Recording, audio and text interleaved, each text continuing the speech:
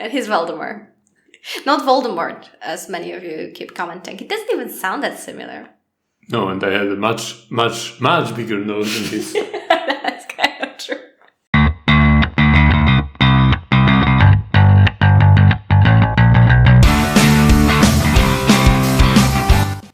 Hello, everyone. Здравствуйте. I thought I will start this episode with a proper greeting related to the topic. Right. I'm feeling uncomfortable right now, can you tell? Okay. Anyway, That was Good Morning in Russian, in case you are wondering. It was.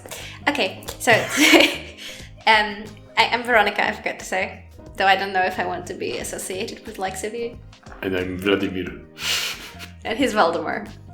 Not Voldemort, as many of you keep commenting. It doesn't even sound that similar.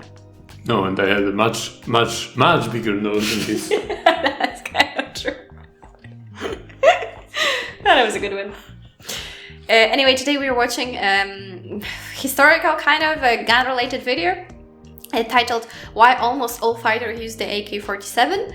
And I'm not much of a like a military girl. I don't know much about guns, but I'm really intrigued to watch this one because I was always intrigued about this gun as even before I started playing video games, because that's kind of when I first heard about it from video games. Sorry, I mean we didn't really. I mean maybe at school, but when you were like 14 or 15 and your friends are playing all the shooting games, and then I remember it as a trend that it was always the best gun that you could get in a game. I don't think maybe not so much anymore, but it used to be like that. So I mean, in Poland, everyone was playing Counter-Strike, and in Counter-Strike, it is I think that's what I meant. It is pretty good gun. So maybe you are talking about this. I might be talking about that one. At the time we were going to school, Counter-Strike was the shit. Yeah.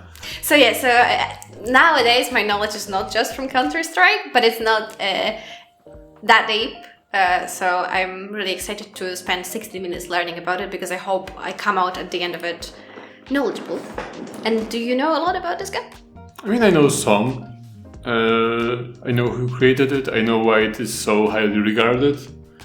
I know those stories about the Vietnam War, how the US soldiers drowned their guns in the swamps and replaced it with the Kalashnikov, AK-47, or it was not 47, I think, in the time of Vietnam War. It was a bit year later. Oh, really? Yeah, because it's not only 47. 47 is from the year of 47, but they make some upgrades. Mm-hmm. Alright, but I think we will learn more from this video. Yes. So let's begin. Why do all of these fighters use the same gun? The Houthis took over a container ship with them. The Taliban, Afghanistan. The Chechens used them to fight for independence. Cartels to push their product. The Somalis used them to shoot down an American helicopter. The Nicaraguan Contras to fight the Sandinistas, who were fighting back using the same weapon. And Liberian warlord Charles Taylor gave them out as gifts in exchange for loyalty to him. This is, of course, the most iconic weapon on Earth, the AK-47. I heard that the Kalashnikov, the guy who created the gun, said that he has no regrets of making it, and he is very proud. He said that his only regret is how often it is used nowadays by terrorists and terrorist groups, and that it's almost related to terrorist groups. That if you are thinking about a terrorist group, you probably picture them with AKs. Originally a Soviet creation, it loosely translates to the Automatic by Kalashnikov 1947, named for the gun's designer Mikhail Kalashnikov. Since the start of its production 75 years ago, the AK-47 has become the most widespread firearm on the planet, used by dictatorships, rebellions, militias, and paramilitary organizations on every continent except these two. It has been the most produced gun in history, with roughly 100 million of it and its variants made, while the number 2, the M16 and its variants, stand at around 8 million made. It's the standard weapon in over 100 countries, while also being the first true civilian weapon, and the AK has become the deadliest weapon ever designed, with millions killed at the end of its muzzle. The AK-47 is more than just a gun. It's a symbol of anti-Western ideology. It's on the flag of Mozambique, on the banner of Hezbollah, Lebanon's primary insurgency group, on the flag of Colombia's historically largest left-wing rebel group, and on the seal of Iran's Revolutionary Guard Corps. If this gun never took over worldwide rebel groups, marketing yourself as anti-establishment would never have been as easy as picking up a certain variety of gun over another. Why this came to be is a story of black market dominance. It's a little odd that this Russian gun ended up at the forefront of nearly all of our modern fights. It doesn't have that high of a range, and it often doesn't even shoot straight. There are plenty of other automatic rifles that could have taken its spot. The Fedorov Avtomat, Mauser MKB-42, or M1 Garand, just to name a few. The first major advantage the AK has over any other rifle, though, is ease. Absolutely anybody can learn how to use an AK-47. As Military Times elegantly puts it, the gun can be field stripped and reassembled by an illiterate 8-year-old Ugandan after less than an hour of training. I would have. Why necessarily Ugandan? Yeah, that was unnecessarily racist and specific. Horrible. Oh, Imagine if you're Ugandan and you're watching it, it's like, fuck off. Yeah. This part, the crooked part at the bottom, that is the magazine, right? The crook, yeah. Yeah, I'm trying to just picture, so you put that in there, yeah. Okay, makes sense. It holds, I think, 30 rounds. Yeah. And 30 rounds, so like 30 bullets shooting out of it. Because we had a misunderstanding because I thought that round is like a series. Because a round, like, you know, like a round on the ring. 30 bullets. A round is one bullet. Yeah. Yeah, it's confusing to me. But you get the idea. It is just so easy to repair, unjam, and maintain. It can be shot while standing, kneeling, sitting, or squatting too. Not only can it resist any form of weather like dust, extreme heat, freezing, rain, mud, but it's what they call soldier-proof. With as few as 8 moving parts slickly designed to reduce malfunction, it is truly hard to break it via human error. For militant groups often made up of dissatisfied, disorganized, and untrained youths, this gun is a perfect choice for their style of fighting. Accessibility over precision. The conventional story of its design goes something like Kalashnikov was born a peasant in southern Siberia where his family farm was taken away by the Soviet collectivization program. As a teen, he was deported to a small Siberian village, falling in love with tinkering the guns he used to hunt. He was conscripted into the Red Army where he worked as a tank engineer but injured during the 1941 Battle of Bryansk against the Germans. When recovering, he heard other soldiers complain about how often their rifles would jam and poof! Kalashnikov had an idea. The AK-47 was ordained into this world by this genius tinkerer and given to his country to defend itself. An ardent socialist to the very end, Kalashnikov never made a single dollar off of his world-changing invention, only receiving 11 Soviet awards and the title of Lieutenant General. And while this made a great proletarian story to tell Soviet children before bed, it's only half true. Yes, Mikhail was born a poor farmer, eventually becoming a Red Army engineer, but it was not only his genius that gave us the AK-47. In 1943, the People's Commissariat of Armaments held a design competition to create a new Soviet automatic rifle. Kalashnikov, who joined the competition in 1946 along with his wife Ekaterina, Vasily Lyuty, and Vladimir Daikin, all worked as a team to meticulously design this new weapon, going through dozens of incremental iterations, consulting with soldiers along the way. For example, the trigger alone was redesigned 10 times before the AK was finally completed. As you may have guessed, it did win the design competition, becoming the Soviets' official rifle in 1948, with production starting the following year. Use was initially slow to take off. Only 8,000 were produced in 1949, but eventually, through even more tinkering and tweaking, tens of millions would be made. In fact, most of what we call an AK-47 is not an AK-47, Oh, really? but the AK modernized in AKM. This was made to give general improvements to the production process, to make it more accurate, reliable, lighter, and to lower its costs. The gun entered service in 1961, becoming the dominant variant of the AK family. Can you imagine what would happen if the Russians would have this gun during Second World War? Like during Operation Barbarossa, and imagine Germans don't know about it and they are invading USSR with just normal rifles, and in the meantime Russians if I was religious at that point, I would be thinking that something like supernatural is going on.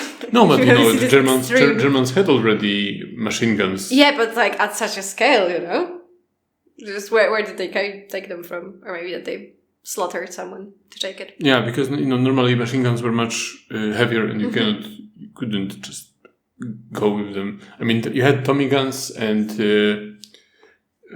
Americans who are watching us right now will kill me because for my lack of knowledge about guns. But the gun with the wheel also looks like a Tommy gun kind of, but the wheel is not flat, but kind of like that. It's a Russian gun.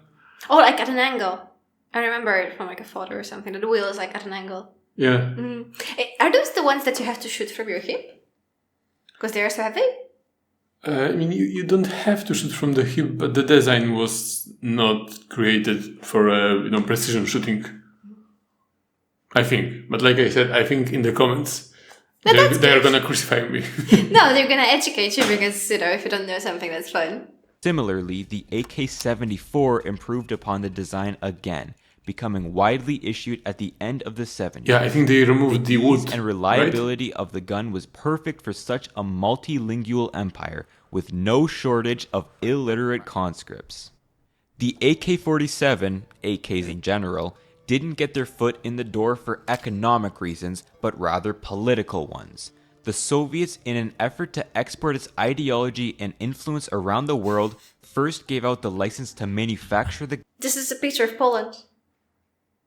Did you notice? I'm mildly offended. This is not Russia, guys. You can see in the top right corner, left corner, I don't know if it's flipped, you can see the Agata, that's a furniture store, very popular one, and you can also see the beginning of the word, supplement. But it kind of does look like Russia. It is the same, though. I mean, in terms of looks, I mean, it's... Yeah, this ugly. They did a bit of redesigning in our country after the 45. Yeah, but what's funny if you think about it, America, what gave us America? Phones, computers, movies, stuff like that. And what Russia gave the world? A gun. Yeah. A gun, and also these blocks of flats where you can fit 5,000 people living all on top of each other in a grey lump. Yeah. Or the pink building paint as well. Yeah, and the vodka. Don't forget about vodka. And the vodka. You need vodka to live in this lump. But if you think about last 8 years, from the West we have so many inventions, and Russia, well, here there is a gun.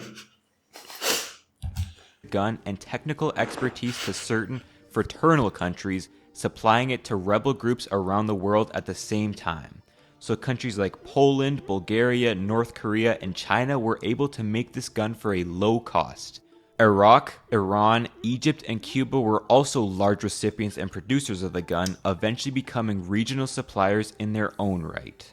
Once supply chains were built to send the AK around the world, 4 events cemented its place in history.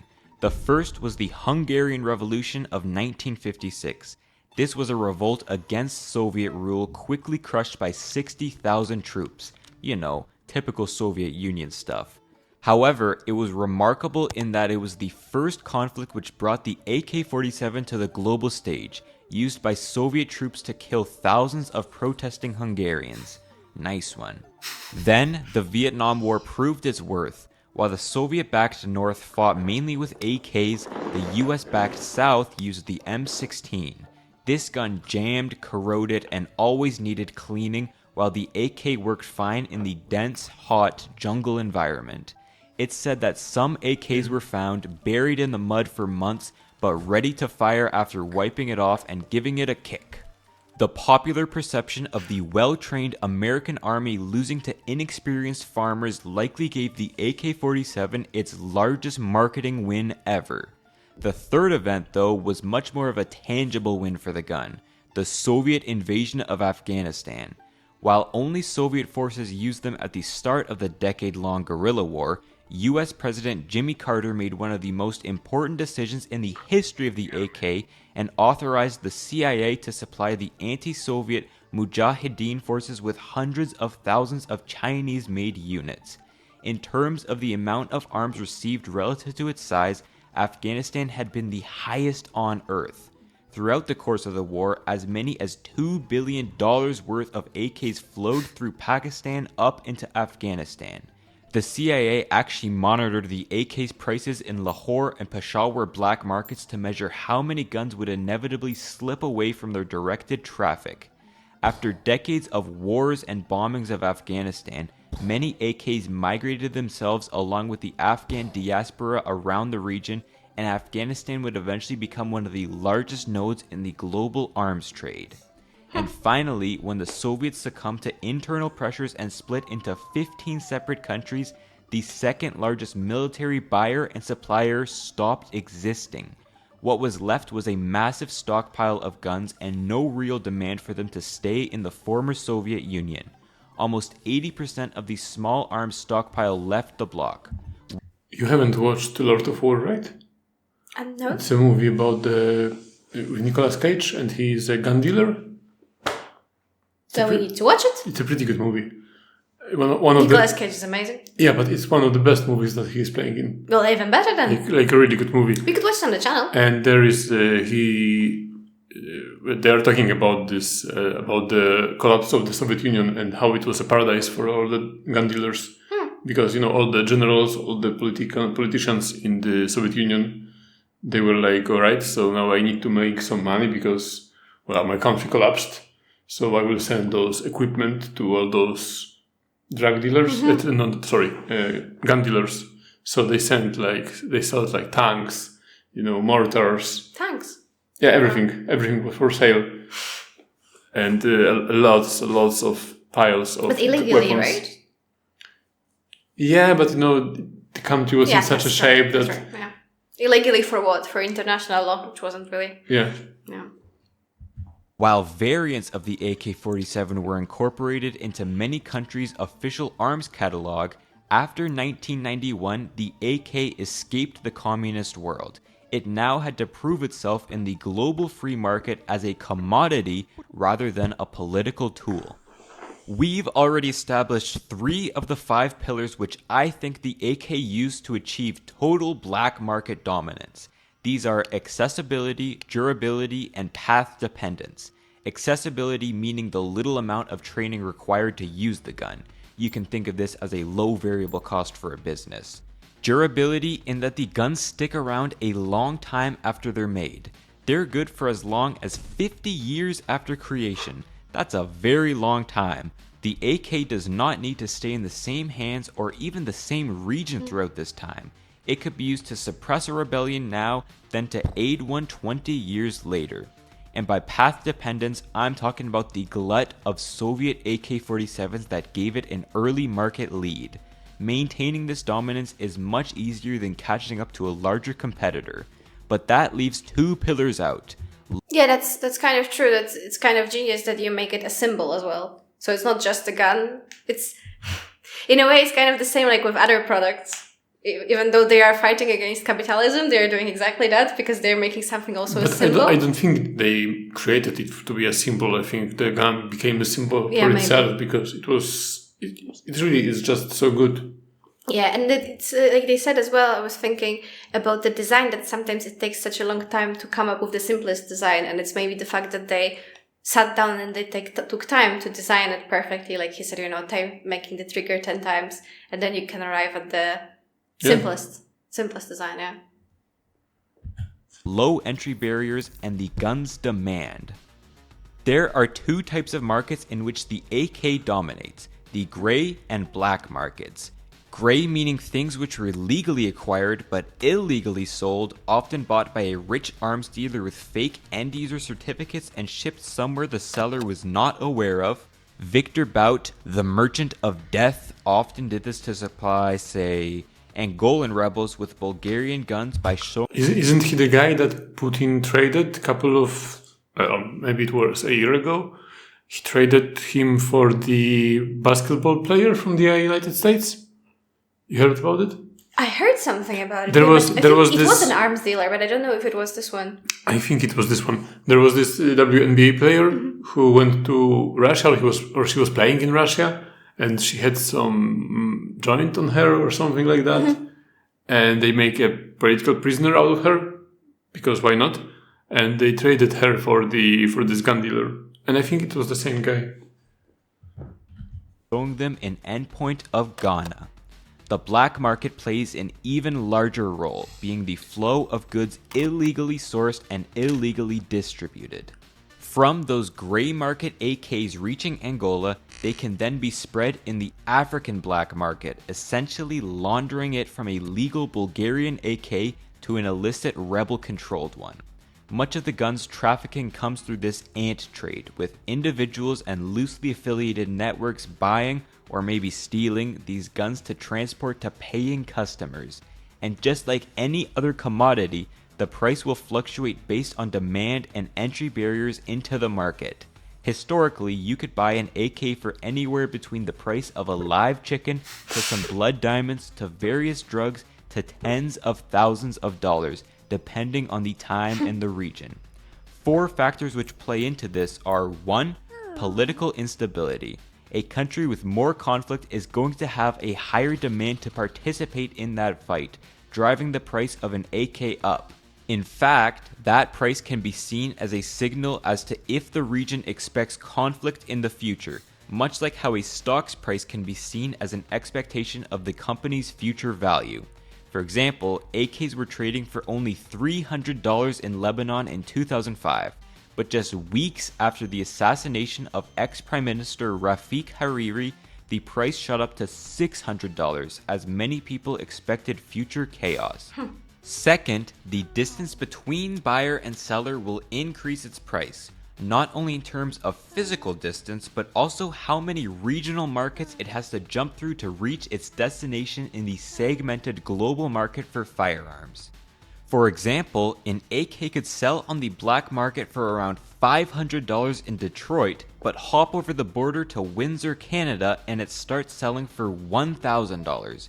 Go even further to Toronto, and you can sell that Blickum for $2,000. Similarly, the easier it is to get through a border, the more porous it is, the lower the price will be on the other side. This is why it's so easy for AKs to move through Africa's corrupt borders.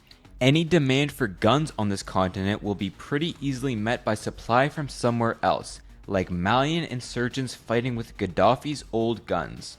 Third, the more a government can regulate the gun market, the higher its price will be.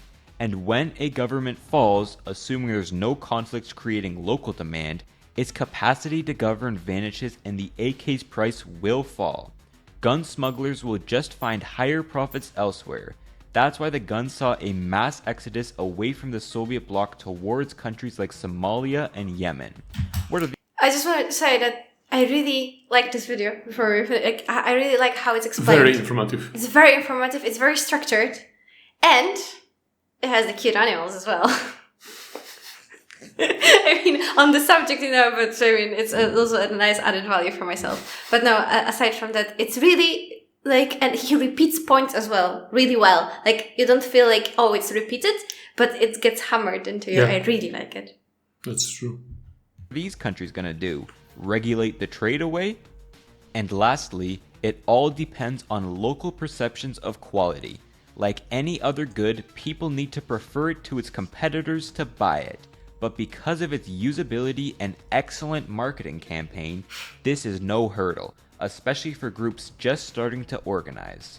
Why this specific gun is the one to dominate this trade is not only the result of its utility and Soviet grand strategy, but because of the global market structure.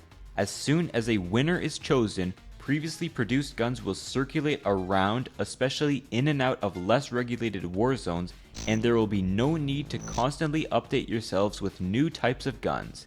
The fixed costs are already spent, and training a soldier on a 40-year-old model is much cheaper than finding a dealer, buying a new gun, and then training the soldier on that. We would need to see some pretty serious innovation in small arms to upend the AK-47's dominance, something that radically improves upon its reliability or cost or even its branding. Until then, we'll keep seeing wars fought with the same weapon over and over, changing hands every time a government falls and a new challenger pops up. I think we'll see the first rebellion of the 22nd century fought with AK-47s. Maybe even the first one on Mars. Yeah, but that's true. What he said at the end, I think we won't see any other gun replacing AK because, like he said, it's too difficult to produce something cheaper nowadays, something as easy to use. And unless we will develop a new kind of weapon, like, guns from the Star Wars. You're right. It would have to be like an entirely new type of weapon to make it worth it, because it's already as effective. Like, he said it's not the most effective, but it's effective enough. And then you have people who can train you because they already know how to use it. And then even if you don't, you can learn yourself how to use it. And people like what they know as well. So if there's anyone who has any experience, they will want to use that gun. Yeah, it will be quite hard, I think, to find something else. But I learned a lot. I wanted to ask our viewers from United States, is it a popular gun in United States? To own? AK? Like to own just in your home? Yeah, to own, to use, because, they are using the guns like a hobby to shoot. I know that it's the most popular is the one that you were using to shoot kids. It's AR-40, I think. I don't recall, I can check. I had the pleasure of shooting from it once. I was at the AR-15, sorry. At the shooting range? AR-15. Oh, with all of those contraptions in the one that you can hold with the second hand. Yeah. Very... And it has a scope already built. Yeah, I was using it once on a shooting range. Pretty fun, but I shot 30 rounds, and that was my whole experience with guns ever in my life. But you had pretty good aim, I remember. Yeah, I'm natural. Like Siwahara. Maybe not. Maybe more. Who knows? I don't know if it would make sense for keeping at home for a reason other than collectibles or for what, AK? Fun. Yeah, because is it really a gun to defend yourself? But they are not only having guns to defend themselves. They have guns for pleasure of shooting. Yeah, but that's kind of what I meant. That was half of my point, because it's not really a gun to defend yourself, and then if its aim isn't really all that good, then it's not really a gun to have fun at the shooting range behind your house anyway, right? It could be, because aim is not everything, Okay. Also, many people who are into collecting guns are often in history. So, and AK is such a popular gun that it is kind of weird, to be a gun person and never shoot out of AK. Yeah, if you want to be like a collector, I think it's a staple. Yeah, so that's but where this my one, question. A Colt revolver you would have to have, and I don't know what other guns. Yeah, but that's it. That's what I mean. So that's where my question comes from. So if you can tell me if you own a AK, if you are using it, is it popular? Because here in Europe, I think it's still the most popular gun. I mean, we are not using it, the soldiers are not using it. No. Yeah, because we have much newer guns. But in our brains, if you would ask a person on the street, name a gun, they would say AK. Yeah, like I said at the beginning, even just from video games, I think everyone knows what an AK-47 is. Maybe not everyone, but you can not know... But if you know a gun, you know AK. Before we started playing video games, before I even really know what the difference between... I mean, just from visuals, but what the difference was between a pistol and a rifle and I forgot what's it called, the one with the two barrels. Yes, shotgun. And the shotgun. See, but I knew what an AK-47 was. Yeah. Thanks you for watching. And give us some comments about the guns, because I'm quite interested in this and what your opinion is. Like I said, guns are a subject which is basically non-existing in Europe. Yeah. So share your experience. And what do you think? Oh, well, have a nice day, and See you soon. see you in our Tomorrow. next video. Bye.